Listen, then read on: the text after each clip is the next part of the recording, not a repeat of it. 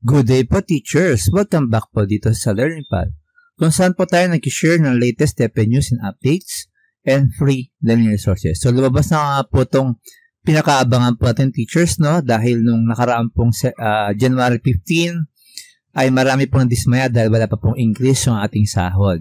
Dahil po yun ay inaabangan pa po natin yung National Budget Circular na dapat pong ilabas.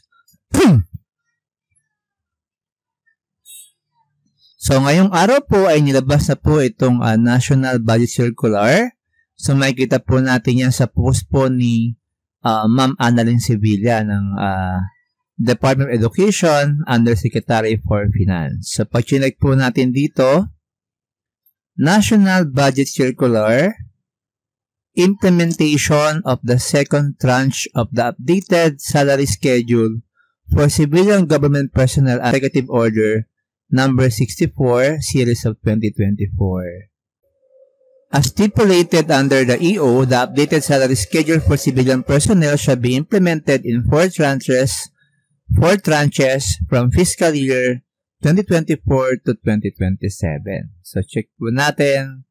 Ito nga po yung ma-implement po na bagong schedule. So, effectivity po ay January 1, 2025 in pesos. So, for salary grade 13, so check na lang po natin ano po yung ating magiging increase. So, yun lang po muna ang quick updates po natin, teachers, and I hope nakasubscribe po tayo for any latest news and updates, and pa-click na rin po yung ating notification bell para pag meron po tayong bagong video ay tayo po yung ma-update. Yun lang po at maraming salamat!